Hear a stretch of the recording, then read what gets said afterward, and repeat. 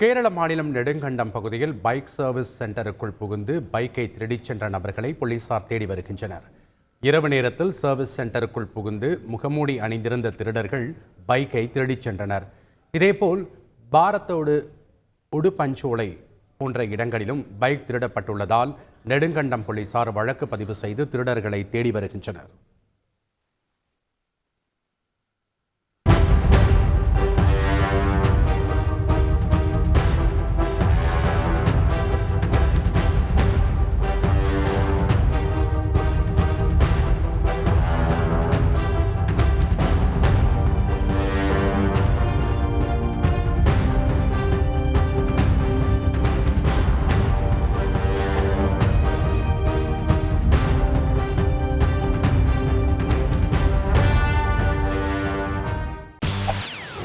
செய்திகளை உடனுக்குடன் தெரிந்து கொள்ள உடனே சப்ஸ்கிரைப் பண்ணுங்க.